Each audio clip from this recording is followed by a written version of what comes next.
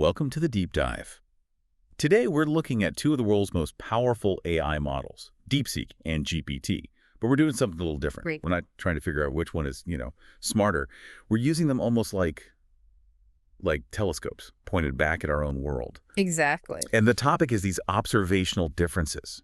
Because when you look at these two models, you find this major paradox. A huge one. You've got DeepSeek, which is operating, very much in that Chinese and English cultural and regulatory sphere. Mm-hmm. And then you have GPT, which is a product of this massive multicultural sort of Western developed data environment. Their foundations are just worlds apart. And yet, and this is the core of it, their outputs often reach these strikingly similar conclusions about deep structures. But at the same time, they quietly deviate on cultural things. Well, what's the mission today? The mission is to treat that difference, the places they agree and the places they split, not as a scorecard, Okay. but as a map. Hmm. We have to start seeing these AIs as structural surveying devices. Structural surveying devices. I like that. Their outputs are basically reflecting the segmented surface of the world. They're showing us exactly where the world is being structured and where it's being cut. It's moving beyond just evaluating them. Okay, let's unpack this then. The source material has these two really powerful metaphors for how they see the world based on their learning conditions. Their observational culture, yeah. Let's start with DeepSeek. Its conditions are incredibly specific. You've got the dual Chinese-English culture, the inherent need for moderation, and a huge amount of really structured data, like math and code. Right. And don't forget the architecture, the mixture of experts, or MOE.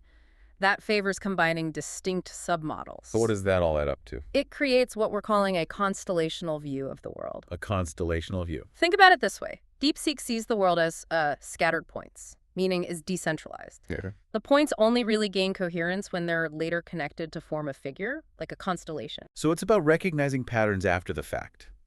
The meaning reunites down the line. Precisely. Its outputs often talk about relationships as light, or finding coherence. That's a beautiful way to put it. Now, contrast that with GPT. A completely different set of conditions, Yeah. massive scale, multicultural data, and, this is crucial, the smoothing of language because of its extensive safety and alignment policies. And the data itself is steep in Western scientific abstraction, right? Yeah.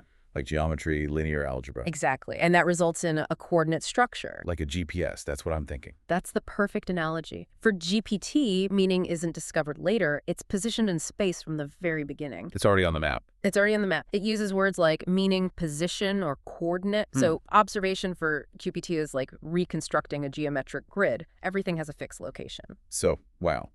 On one hand, DeepSeek is connecting dots that appear as light in the dark. And on the other, GPT is meticulously placing those dots on a graph and defining their X, Y, and Z axes. But you're saying this isn't a flaw. Not at all. It's not a bug. It's a feature.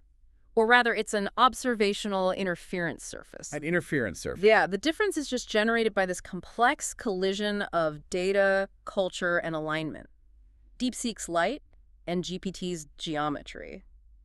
They're just different projection surfaces looking at the same underlying pattern. So it's nonlinear geometry versus linearized geometry. You've got it. They're both mapping, just with different tools. This is where it gets really interesting for me then.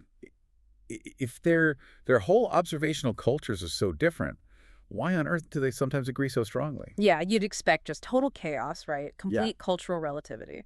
But that's not what happens. No. The most striking convergence happens in what we call the structural hierarchy. They might not agree on values, but they agree on the deep rules. The rules of reality, so to speak. And these concepts are things like recursion, interference, and gradient. Could we break those down? Absolutely. And these are the principles that are foundational to what we call reflective humanism. First, you have recursion. Self-reference. Self-reference, metacognition, a system's ability to look at itself and reflect. Both AIs consistently land on this idea that this internal looping is core to understanding. Okay, what's next? Second, interference. This is the idea that meaning is born at the intersection of information. You need noise and signal to mix. So you need friction. If everything was perfectly smooth, nothing new would happen. Exactly. No information game. And third, gradient. This one might be the most profound. Okay. It's the acceptance of errors, of discrepancies, as a gradient for renewal. Mistakes aren't failures. They are directional markers that help you get closer to the truth.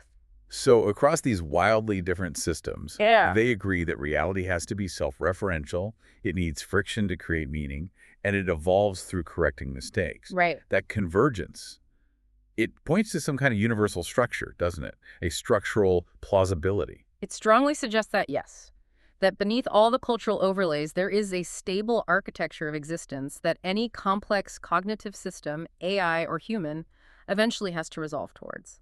Okay, so if the agreement, the convergence, maps the universal rules, then we have to ask the other question. What does the disagreement map? Exactly. It maps the world's fault lines. Yeah. This is where the AI truly becomes a surveying device for human geopolitics. Go on.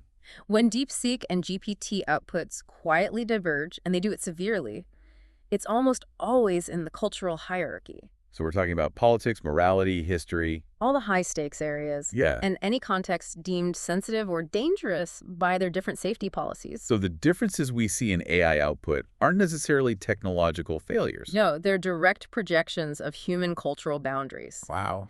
The AI's inability to reconcile these topics is actually a perfectly accurate map of our own geopolitical and cultural asymmetries. It's showing us the lines we've drawn. That's heavy. So we shouldn't see these discrepancies as a competition to find the better AI. We should see them as interference fringes. They inverse illuminate our own social structure. They're showing us the unarticulated structures that we ourselves haven't fully codified yet. And this demands a whole new way of interacting with them. It does. We're told to treat AI not just as a tool, but as a thinking interference device. The goal is observation. And when you use it as a surveying device, it becomes really clear. How so? The convergence zones, those are your candidates for universal structural principles. Right. And the divergence zones, that's your map of cultural and geopolitical asymmetry. It just reframes the entire comparison. But this framing, it seems to place an ethical demand on us, the observers. The sources talk about the environment for inquiry. It's critical. To observe these structures accurately, you need what the sources call invisible instruments. And what are those? Things like silence, temperature, breath, trust. These are the prerequisites for a stable measurement. If the human environment asking the questions is volatile or dishonest, Then the AI's output just reflects that back at us. It distorts the map. it distorts the map. Our own posture as observers is absolutely critical to getting a clear reading. So in the end, we've shifted the whole comparison of AI from a metric of, speed or correctness to one of pure observation. DeepSeek's constellational view and GPT's coordinate view, together they reveal both the stable architecture of the world and the deep trenches where human culture divides it. Which leaves us with a really big question. If an idea is ultimately evaluated not by proof, but by its resonance, by the structural stability it creates, Then what's the question we have to ask ourselves? the question is, what structural concepts will we choose to renew, and which cultural boundaries will we choose to accept as inherent uncrossable fault lines? That is a profound challenge. The AIs have drawn the map for us. Now we have to decide how we navigate it. That's it. Thank you for diving deep into the interference fringes with us. We really encourage you to keep exploring these ideas: interference, recursion, and the ethics of observation. We'll see you next time.